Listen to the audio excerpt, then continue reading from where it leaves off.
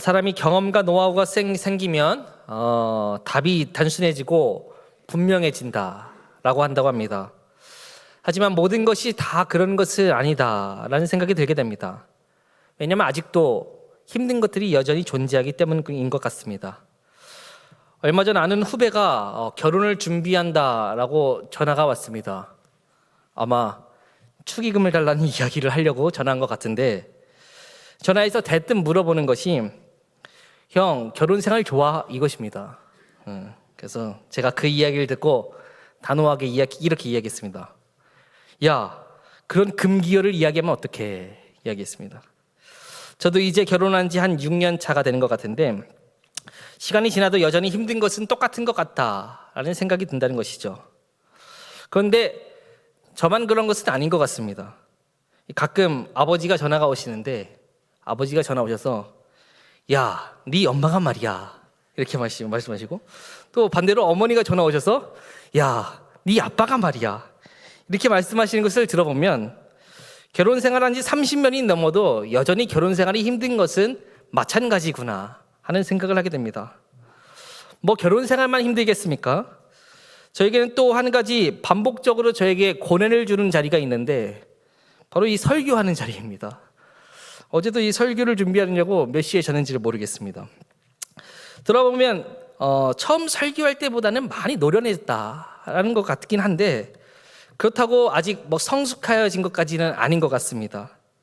노련함이 언제나 성숙함을 의미하는 것 같지는 않다는 것이죠.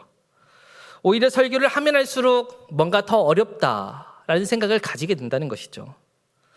그런데 우리의 신앙생활도 이와 마찬가지이지 않을까 싶은 생각을 가지게 됩니다. 오늘 본문에서 주님은 우리에게 수고하고 무거운 짐진 자들아 다 내게로 오라, 그리하면 내가 너희를 쉬게 하리라 라고 말씀하십니다. 이 말씀은 정말로 단순한 말씀이고요, 사실 이것을 단순하게 받아들이면요 굉장히 위로가 되는 말씀이죠. 힘들고 지친 사람들이 주님 앞으로 나아오게 되면 그 모든 자들을 다 위로해 주시고 힘을 주시겠다라는 말씀 아니겠습니까? 그렇기 때문에 이 말씀은 위로의 말씀이 분명한데, 하지만 우리의 현실은 이 말씀을 그렇게 단순하게 받아들인 것 같아 보이지 않다는 것 같다는 것이죠. 우리는 이 말씀에서 큰 위로를 받는 것 같아 보이지가 않는다는 것 같아 보인다는 것입니다. 특별히 교회 생활을 오래 하신 분들, 또 교회 생활을 열심히 하신 분들을 보면요 이 말씀에 크게 공감하지 못하는 것 같아 보입니다. 왜냐하면 신앙생활을 열심히 하신 분들일수록요 너무나 피곤해 보이기 때문인 것 같아 보입니다. 자매님 목소리가 참 좋으세요, 성가대에서 함께 섬기면 너무나 좋겠어요 라는 이 이야기를 듣고, 교회라는 곳을 내가 잘 알지는 못하지만 함께 노래하고 함께 찬양하면서 섬길 수 있으면 얼마나 좋을까라는 가벼운 마음으로 성가대에 발을 들여놓았는데, 처음에는 오래만 해야지 라고 생각했는데 어느덧 10년이 지나 있다라는 분들을 많이 보게 됩니다. 이제는 다른 일을 할 기력이 없어서 그냥 이 자리에 있어야겠다라고 하시는 분들도 있고요, 강한 의지로 이 조직의 압력에서 빠져나와서 앞으로는 나는 절대 교회 봉사에 동참하지 않으리라 다짐하는 분들도 계신 것 같습니다. 사실 교회에서 봉사하고 참여하는 것은 얼마나 힘들겠습니까? 특별히 이것을요 신앙생활 하지 않는 사람들, 교회를 다니지 않는 사람들과 비교해서 보면요 교회에 다니는 사람들의 삶이 훨씬 더 피곤해 보인다는 것이죠. 저희 교회도 월요일부터 토요일까지, 금요일을 넘어서 토요일까지도 또 열심히 일하시는 분들이 계시죠. 생업을 유지하기 위해서 힘겹게 일하고 계신데, 그런데 새벽에도 나와서 기도해야 되고 금요일에도 나와야 되고 또 이제는 수요일도 예배를 드리겠다라고 이야기를 하니 얼마나 힘들겠습니까? 또 가끔은 평일 저녁에도 교회 모임에 참석해서 예배를 드린다라고 하니까 이 힘듦이 말로 다할 수 없을 것 같다라는 생각이 들게 됩니다. 또 주일이 되면 어떻습니까?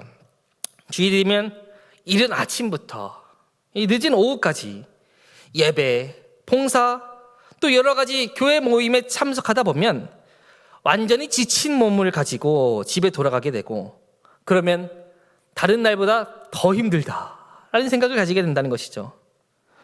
다른 날은 일만 하면 되는데 또 교회에 오면 복잡한 관계들까지 더해지니 이 피곤함이 날로 더해진다는 것입니다.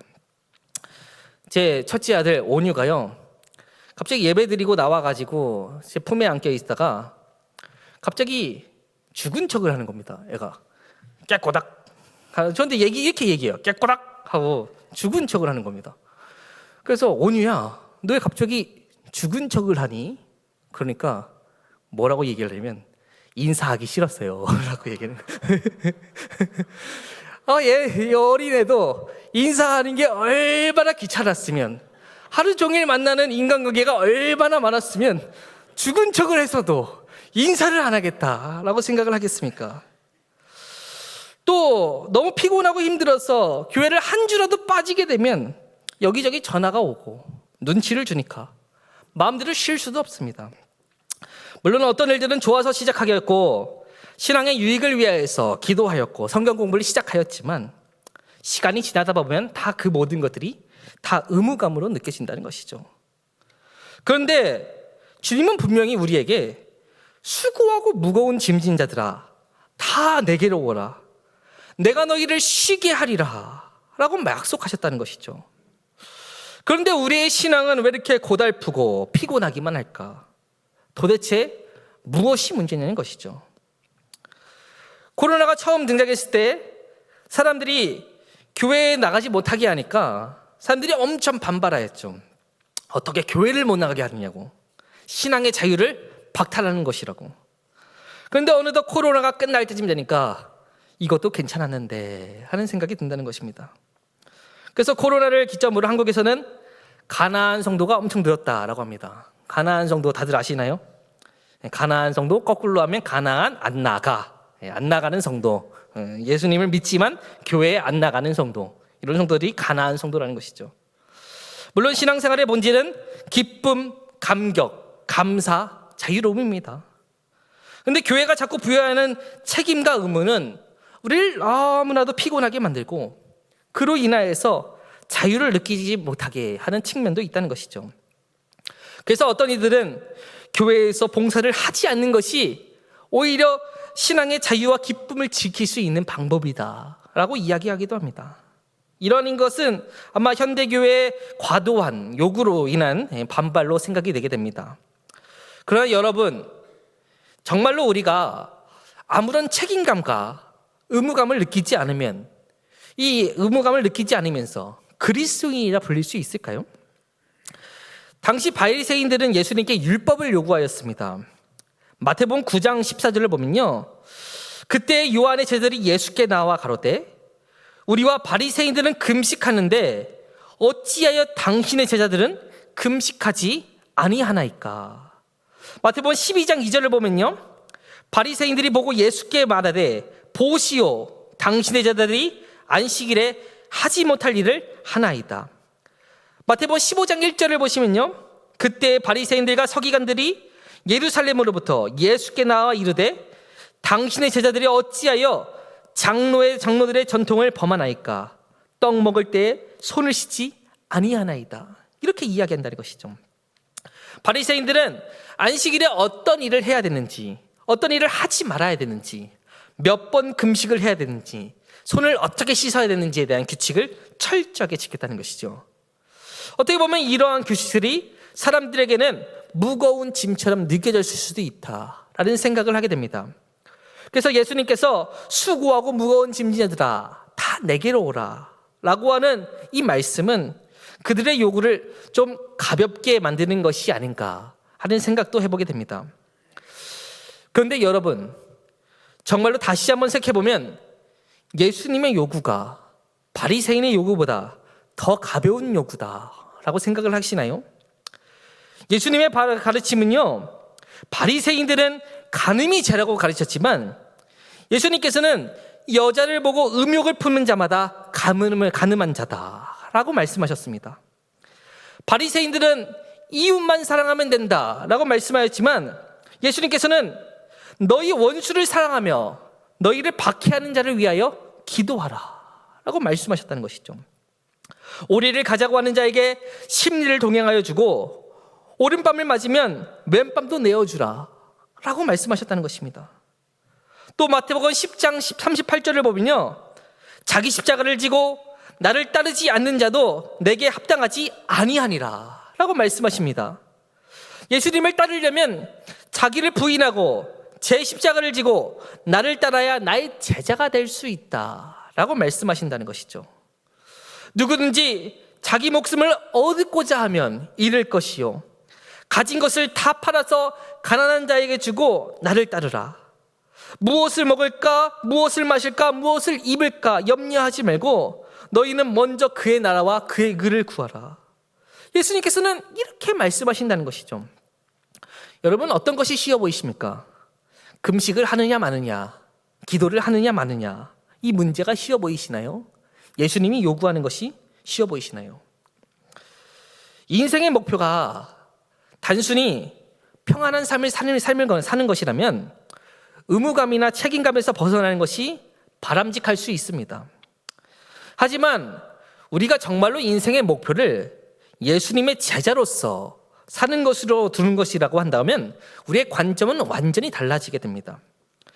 왜냐하면 예수님의 제자로 살아가기 위해서 가장 중요한 것은요, 태만하거나 게으름에 빠지지 않는 것이기 때문입니다.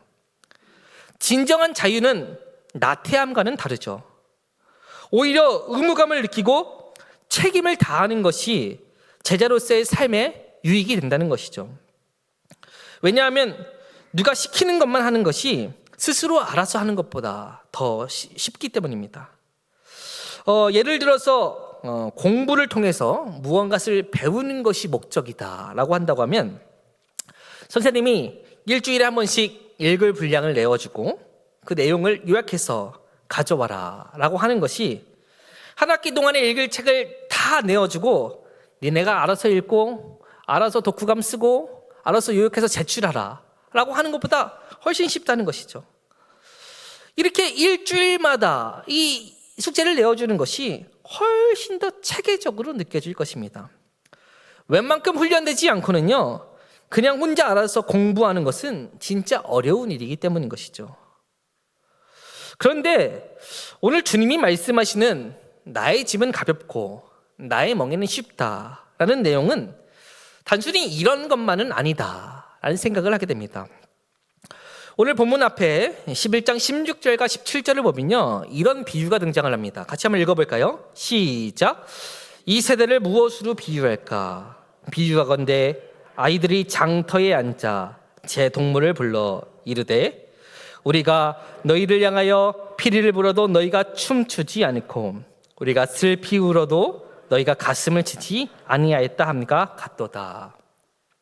우리는 성경을 해석할 때 선입견으로 잘못 해석하는 경우들이 있는데요, 이 대표적인 말씀이 이 말씀입니다.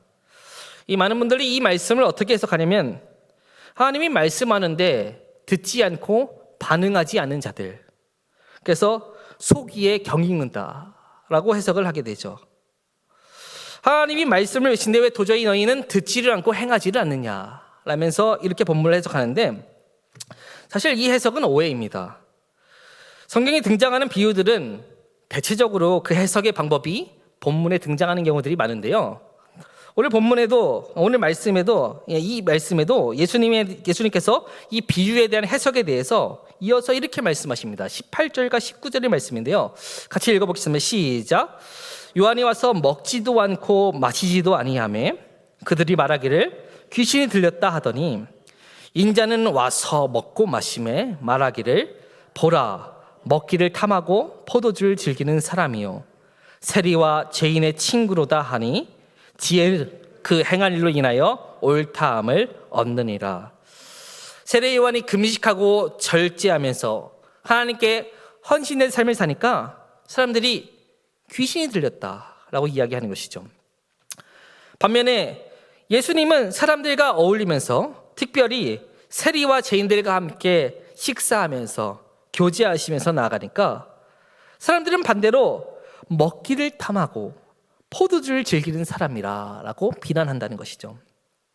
그들은 예수님이 죄인들과 어울리는 이유로 굉장히 부정적으로 본 것 같습니다. 그런데 여기서 중요한 것은 무엇이냐라고 하면 이 내용보다도요, 누가 세례 요한과 예수님을 비난하고 있냐는 것이죠. 누가 세례 요한과 예수님을 비난하고 있습니까?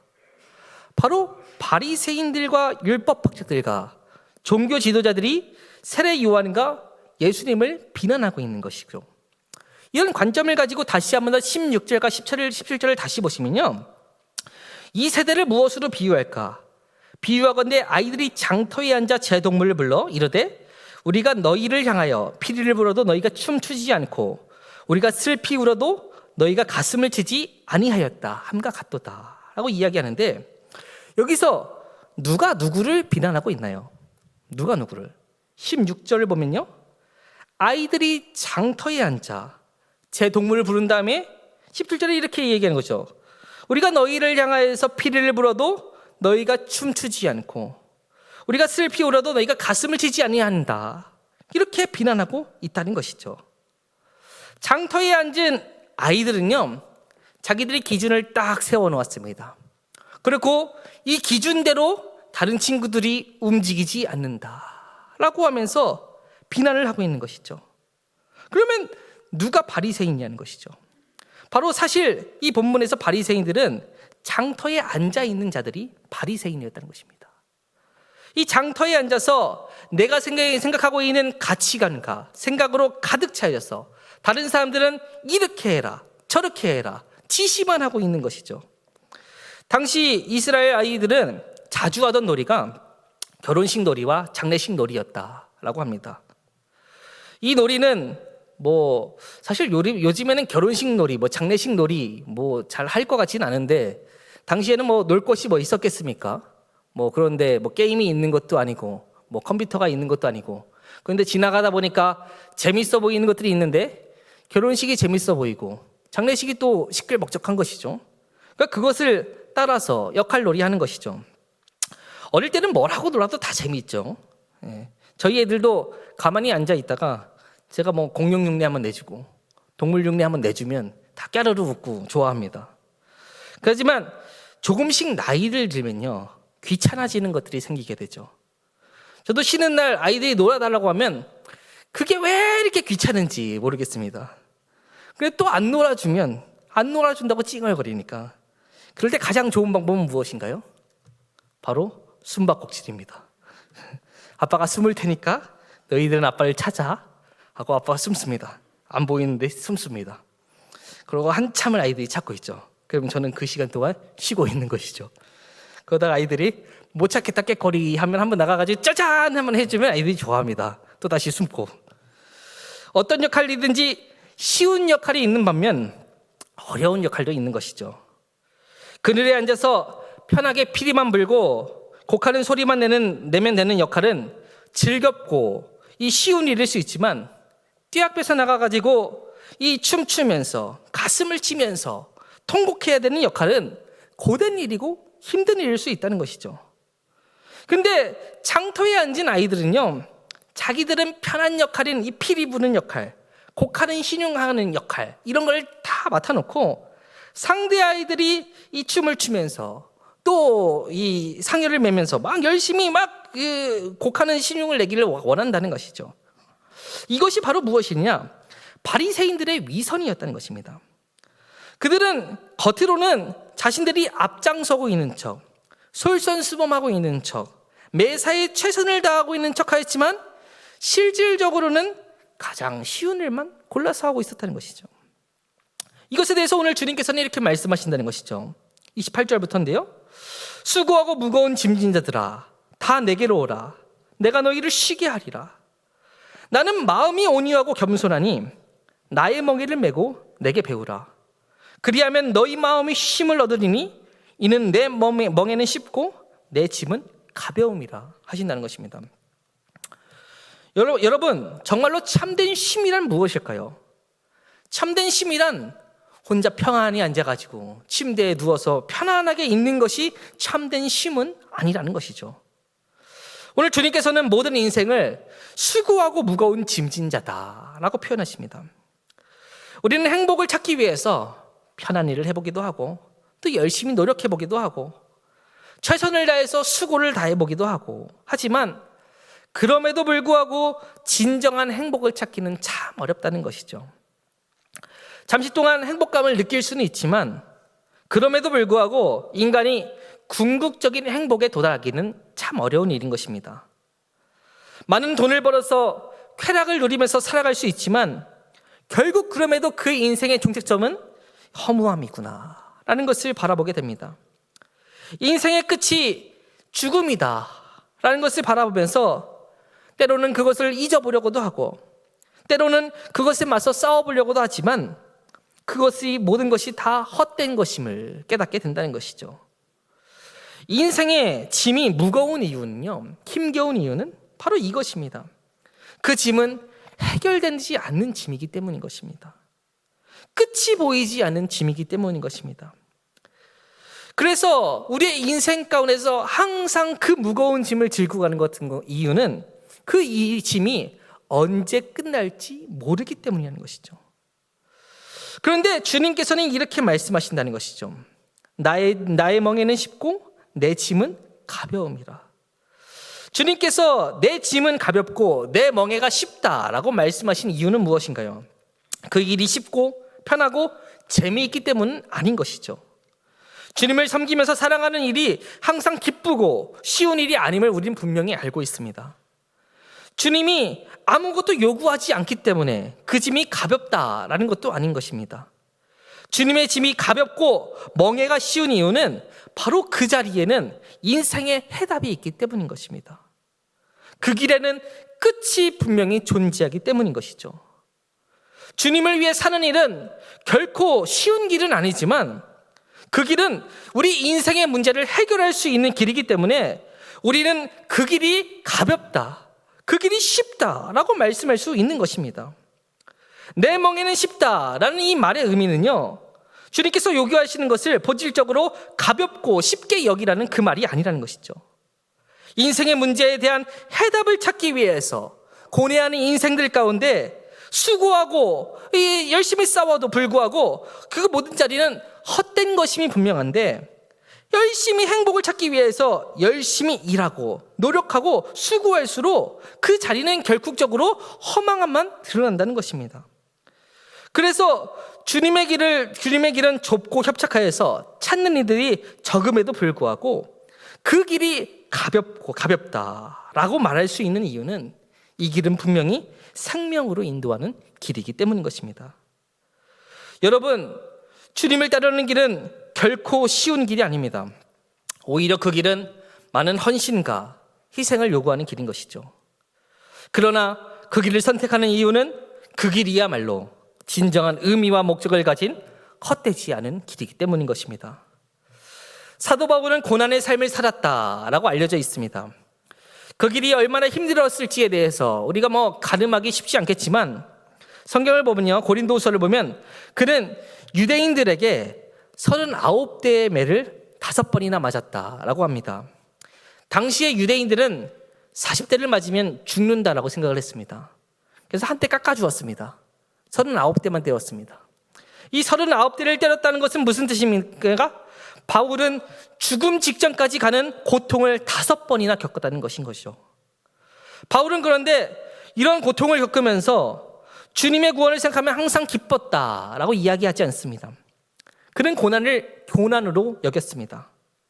그것이 결코 쉬운 일이 아니었음을 분명히 말하고 있습니다. 하지만 바울은 또한 이렇게 말한다는 것이죠. 현재의 고난은 장차 우리에게 나타날 영광과 비교할 수 없다. 현재의 고난은 장차 우리에게 나타날 영광과 비교할 수 없다는 것입니다.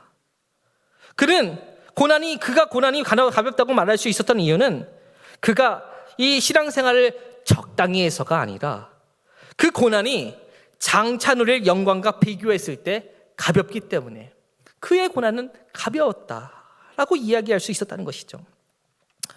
내 짐이 가볍다라는 주님의 말씀은 우리가 적당하게 살아도 된다라는 의미를 이야기하는 것이 아닙니다. 그 말은 주님께서 요구하는 것은 아무것도 하지 않고 편리하고 쾌락을 위해서 살아가도 괜찮다라는 의미가 아닌 것입니다. 오히려 그 길은 인간에게 생명해 주는 유일한 참된 길이기 때문에 그 짐은 가볍다라고 말씀하신 것이죠. 형제의 고난이 장차 누릴 영광과 비교할 수 없기 때문에 주님은 그 길이 쉽다라고 말씀하셨다는 것입니다. 여러분들은 믿음 생활이 쉬우십니까? 다시 한번 제가 묻겠습니다. 우리가 신앙생활을 할 때 예수님의 제자로 살아가면서 그것이 쉽다고 하면 그것이 정상이겠습니까? 주님께서는 우리에게 원수를 사랑하고 이웃을 돌보면서 가난한 사람들을 섬기라라고 말씀하셨습니다. 또한 세상에 대한 욕심을 버리고 다른 사람들과 나눔의 삶을 살아가라라고 말씀하셨습니다. 여러분, 이 모든 것은 쉬운 것이 아니죠. 그런데 주님께서는 분명히 이 길은 쉬운 길이다라고 말씀하신다는 것입니다. 왜냐하면 그 길은 유일하게 의미 있는 길이기 때문인 것입니다.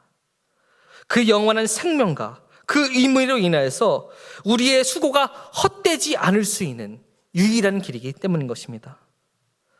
여러분, 주님을 섬기는 것은 결코 쉬운 일이 아니죠. 때때로는 너무나 큰 헌신과 희생을 요구하고 쉽지 않은 결단을 필요로 합니다.